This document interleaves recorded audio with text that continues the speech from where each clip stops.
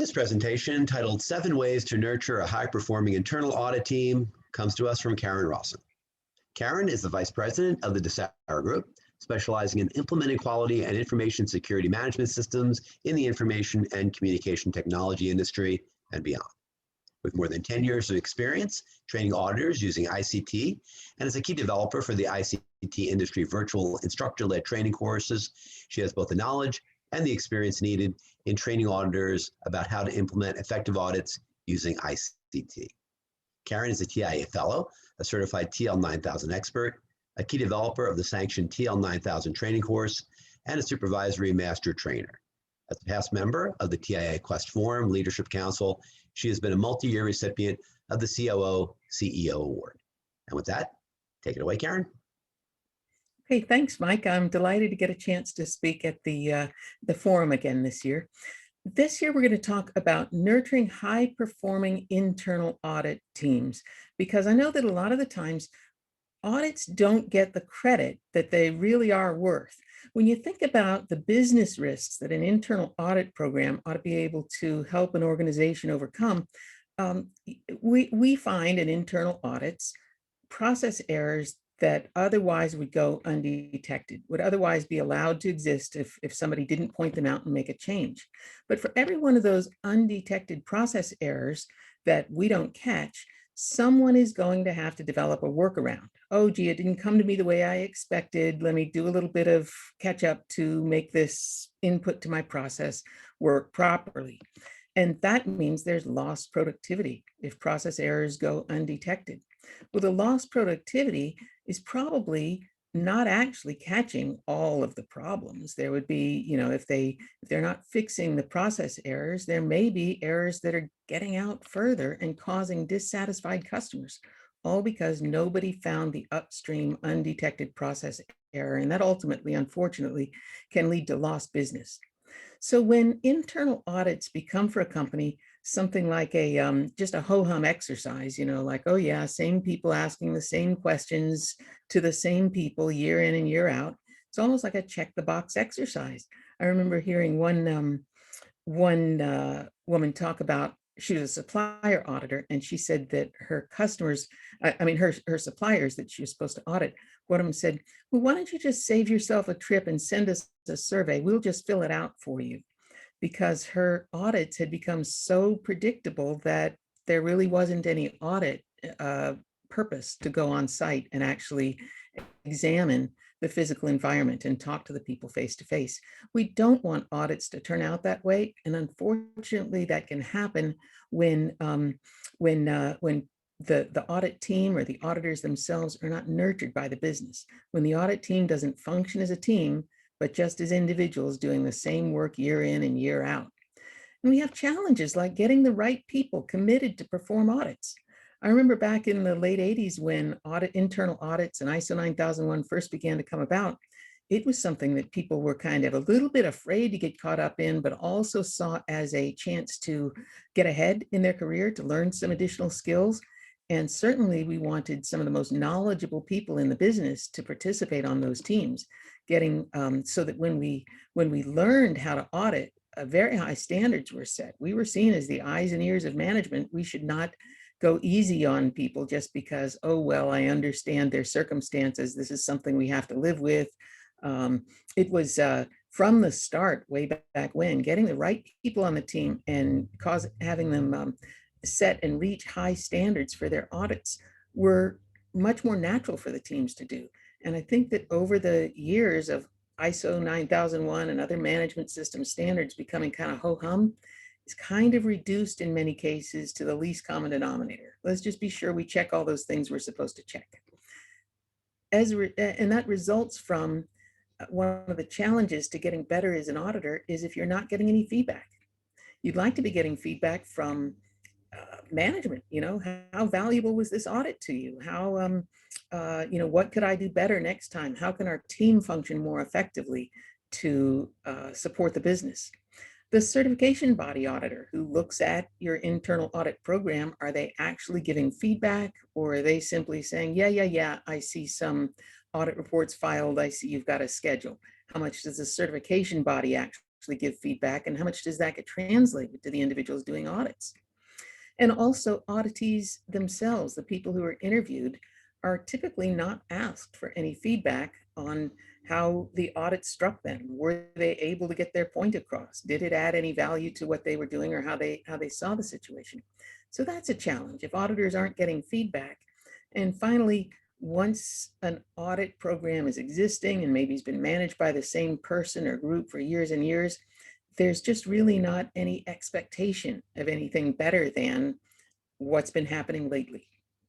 So if you're on an internal audit team and you'd like to see more attention from management to your hard work, more credit to the people who are doing the audits, more value to the business for finding, for detecting process problems that could lead to lost business ultimately. Well, this presentation today is designed to say, how does your internal audit team work together to improve performance? If it has happened that the management team is not asking for improved performance, is just willing to take table stakes, what can you do from wherever you are on that team as a leader or a member of the team, or even as somebody who may be one step removed from the audit program and can support that team in improving their performance? Well, I'm going to give you today some ideas that if I've seen successful throughout my consulting practice, so I go into different companies, and one of the things we do for companies is we teach their internal audit classes at the Desera Group. We go in and we teach classes either virtually or on site before the pandemic. We also, as part of our audit program, teach an audit lab.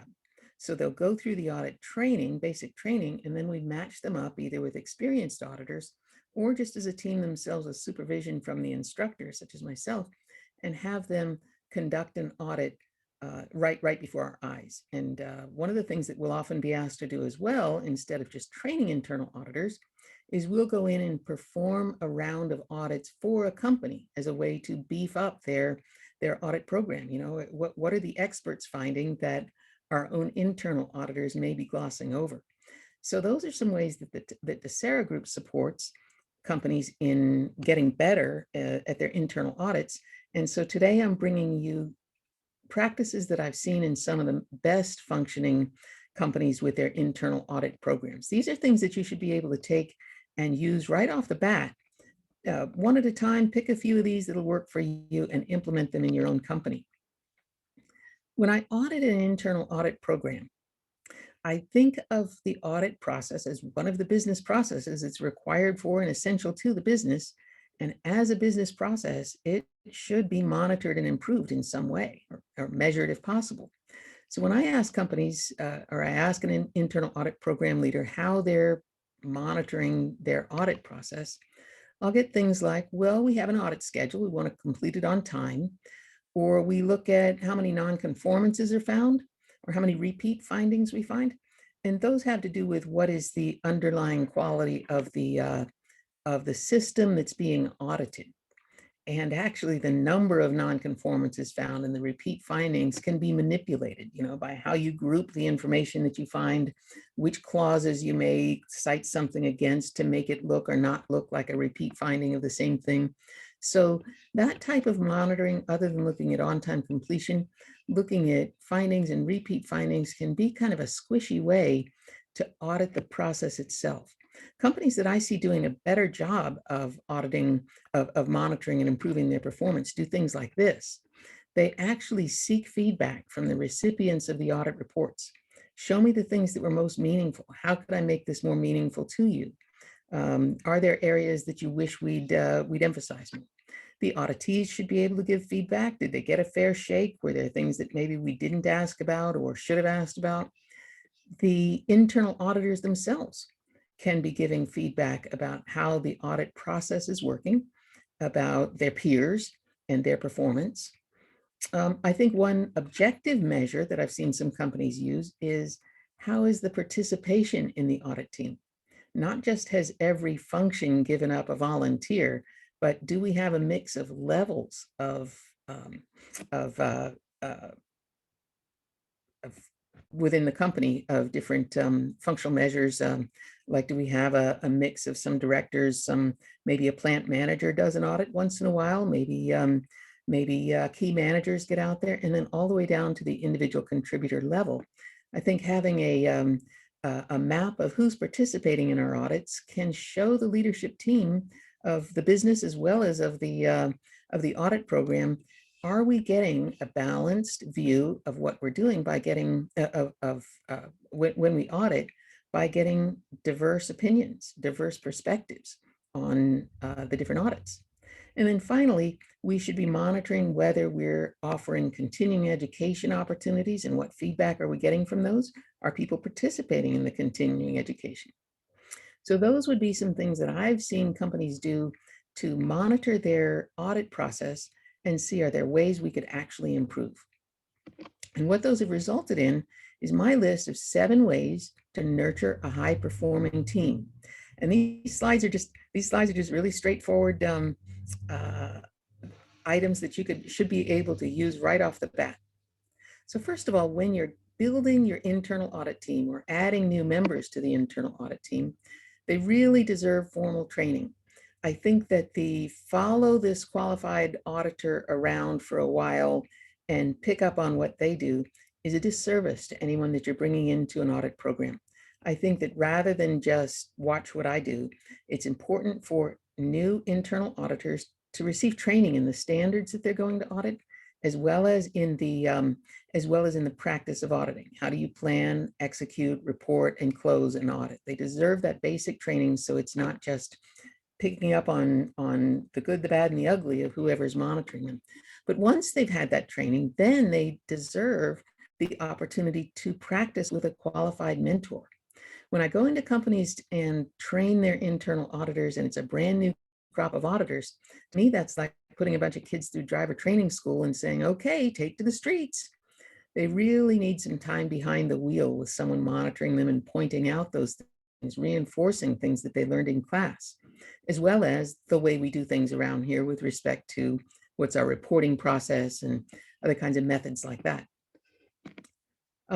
When we onboard new auditors, we need to be sure that we're not just turning them loose with an internal audit training class and do what I do, but also give them the proper instructions to use templates and forms and where they're supposed to file their records. And don't just leave it to them to figure out all the aspects of the audit program. Ideally, it's more than just hand in a memo to somebody. Teach them to properly write an internal audit report. And then when you onboard employees, make sure that before you turn them loose to audit, you've done a baseline level of their competence and effectiveness, and then you get feedback on them as time goes by so they stay qualified to perform audits. So the first principle, first method is to bring people in and set them up for success. Second principle, and I alluded to this before, is the diversity of membership on your audit team. When I see a company who has just the quality manager and maybe a couple of members of quality who perform all the internal audits, because those are the only people who've ever gone to training, we get the same people asking the same questions year in and year out without actually getting different perspectives that might uncover opportunities that would otherwise go unnoticed. So I look for, and the best teams have a variety of career knowledge and experience. We want some people who are subject matter experts. If you're going in to audit the design process, get somebody who has been doing design for years and have them be an auditor of designing something that they weren't involved with. Make sure that you have various levels and functions. Leaders are not off the hook just because they're the recipients of audit reports.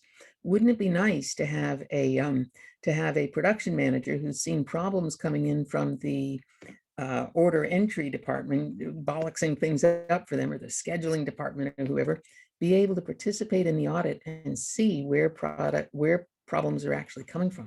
Of course, you have to be independent of the process being audited, but you can have various functions and levels moved around and have knowledge of their suppliers and customers internally to participate in audits.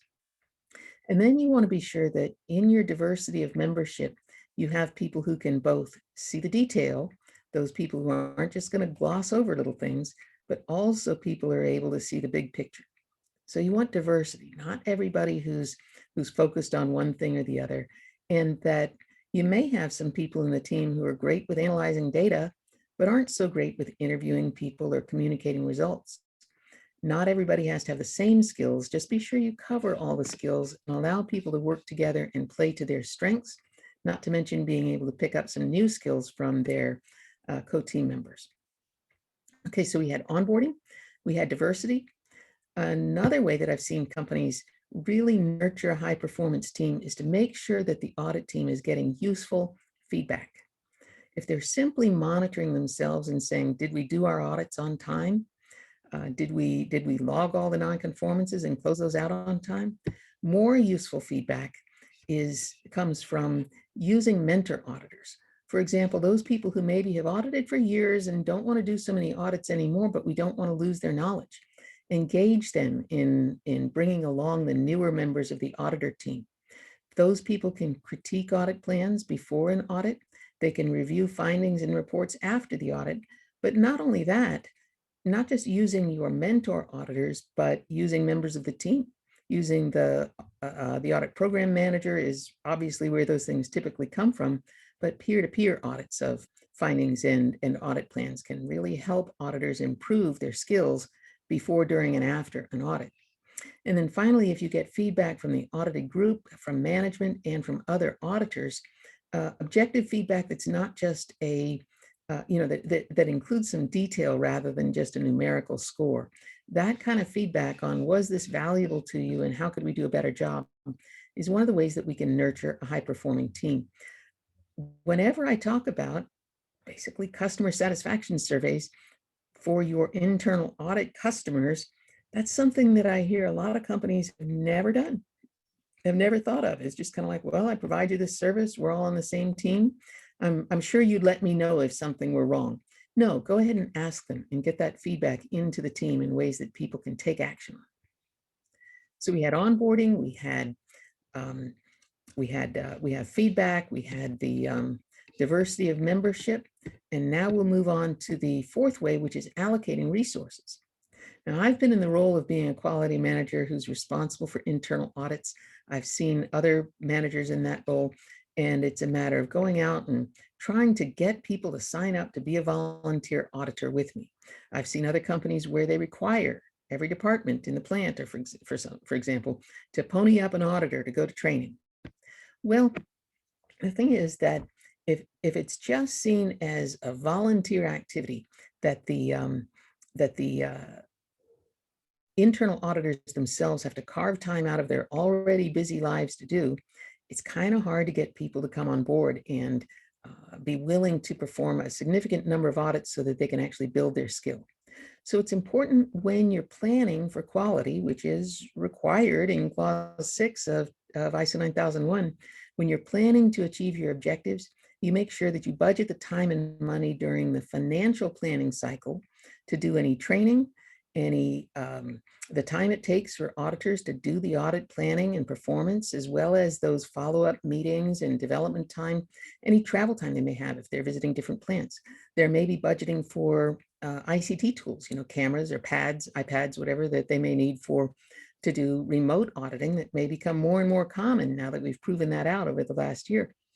So make sure that whoever's in charge of the program is going to bat for the time and money that it takes, and that auditing is not seen as something that, oh, we just work it in, it doesn't cost us anything. Be sure you plan for the resources. And then make sure that when you're allocating resources, get that executive champion to say, yeah, we need volunteers from all departments and levels. Walk the talk. Even leaders should be in those roles and rotate through. It doesn't mean everybody has to audit every year, but it makes a big difference to auditors if they're auditing next to members of the leadership team who look at a different perspective of processes than maybe an individual auditor from another process part of the business looks at. Okay, the next way to nurture a high-performing team seems kind of obvious, is that you want to inspire teamwork to have a high-performing team. Well, here are some of the ways that I have seen high-performing teams actually work together to become an even higher-performing team. That peer review that I mentioned in getting feedback, formalize that. Rather than just saying to an auditor, go over your audit plan with someone else, or check with your mentor for something. Sitting down together, and having individuals make their audit report, their oral audit report to their peers, keeps them on their toes. They will get brutal feedback, and if they're a high performing team, if honesty and a desire to improve has been cultivated, their peers will give them feedback that will help them become better auditors. As a team, the team should be keeping its own registry of follow-up trails. For example, if you're auditing in production and you've noticed that certain people are maybe moving around, they're sort of floaters, and there's no record of what training and qualifications they have to do different jobs in the part of production you were looking at, you probably want to encourage other parts of the business that may have people, like maybe they do that in the warehouse, maybe they do that in people cover for each other in customer support, and there's no trail that says that they are competent to do that job. That might be a simple example of a registry of follow-up trails. We want to see if what we saw was just one place or if it's happening elsewhere. If we see someplace that maybe isn't tracking their performance measures, they're just business as usual, and they'll respond when somebody tells them they're not doing a good job. You'd want to include that in a follow-up and say, well, how is this process's customers taking their work? So even if you're auditing one process and someone else is auditing another one, the follow-on auditors should be looking at the previous audits to see what can I follow up on, and how can I use lessons that they learned to improve my my audit practices. So as a team, keeping a list of best practices and incorporating those into the audit process will strengthen the team. Okay, I think we're on number 6 here, inspiring high standards. I think in some companies, audits are business as usual, stay out of my way, don't cause me a lot of trouble. I know we're doing everything fine out here. We already know what kinds of troubles we have out here. Just, don't make a big deal out of this. So sometimes or there's not a high standard for what it takes to actually close an audit finding. They can be kind of pencil whipped, or they can be delayed. It's just not that important. So first of all, during training and onboarding, your new auditors need to develop the culture that you want to see on your team. They need to see the idea that what they're doing is actually important to the business, and that you expect them to come back with something other than, oh, I saw a piece of paper on the floor that shouldn't have been there. You want them to come back with something that actually makes a difference to the business by comparing desired to actual performance. Then you want to solicit feedback and discuss it candidly with the team. This keeps coming up in several of these tips that I'm giving you. Is those who have high standards are the ones who will discuss those who have done top work. What are your significant findings? What kind of feedback have we gotten from our internal auditees that have said we've done a good job? Or where have we seen somebody do excellent planning and follow-up on an audit? When you get feedback from management or from the auditees on those things and can give that feedback to the team, making sure that those who need to hear it the most are taken aside and maybe shown exactly what they can do differently, that will inspire the high standards. When you're recognizing the top work, everyone else should be getting the idea that, oh, I could be doing a little better job of that. So inspire high standards on your team and continually reinforce the importance of the audit process. Okay, recognition. This is the last way to nurture a high performance team. And when we say recognition, I think people think of the easy things like an annual, little recognition party where we have, donuts and call out people for how many audits they've done for the year. Well, I think that the best recognition that can be given to an audit team is not the public praise and reward, the little celebration. But the best recognition is when you see the leadership team to whom you've reported your findings actually cares, that they hold the people who have performed the audits, who have been audited, the management of the audited areas, accountable to act. The leadership team making sure that the follow-up from audit findings actually happens, making sure that the leadership team is listening. This is the way you're providing recognition to the people who perform audits, is that you're listening to the feedback from the auditees as well as the feedback from the auditors to say, what do we need to do in terms of providing resources or setting expectations and goals? or holding somebody accountable. So the best recognition is leadership paying attention to the results of the process, as well as the needs to make it excellent. I think also that individuals who are putting their time into performing audits, it should be listed in their performance appraisal, even if it's not one of their top goals, maybe that's listed for the year, but at least it's recognized in writing what they actually accomplished and the benefit to the business of it. Because if I were to go apply for a job someplace internally in my company, and I've been somebody who's been performing audits, I would like that to count for something that I've been active on an audit team over the years, rather than just it's my word saying I've done that. It would be nice if it followed up in my paperwork with some sort of appraisal about how I've done at it. So that's one way that you nurture a high performing team. You let people know that leadership cares, and it does influence your recognition within the company long term. So now to summarize all these 7 points that I just made about nurturing a high-performing team, it starts with onboarding your internal auditors effectively and making sure you set high standards for them and give them the tools and knowledge that they need to perform as auditors. Second, you want diversity of membership. You want people who bring different perspectives from different functions and levels within the company. Don't put this down to the least common denominator in a department. Make sure that everyone throughout the company, all the different levels and functions, take a turn, because they'll learn so much and contribute so much to the team itself and to the business for bringing those diverse ideas. Make sure the auditors, the audit team manager, get useful feedback that can come from auditees, it can come from surveys, it can come from their own peer review of their performance, but it shouldn't just be delivered as a one-way street of here are some numbers associated with your performance. Give people who are auditing actual actionable feedback that they can improve with, and set goals to improve as a team. Now, allocating resources means that top management, or whoever is doing the budgeting that affects auditing, as well as the audit program manager, come together and talk about what resources do we need to have a high-performing audit team, to get valuable audits out of that team. Well, we may need some time and money for travel, for new tools that we want to use, for people to have time off work to participate in training and to actually perform the audits. Be sure that if somebody's doing a lot of audits, it's not just piled on top of their regular work. So allocating resources and for team members to know that they've got that backing helps nurture a high-performing team. The fifth idea is teamwork, giving that feedback back and forth, following on from one another's findings, building up the team by reaching together towards high standards and looking at the issues that you're monitoring and the risks associated with doing a good job of working as a team. And then sixth, we had inspiring high standards, which starts with onboarding your internal auditors, but continues through the feedback that comes from leadership in terms of, are we getting what we want from these audits?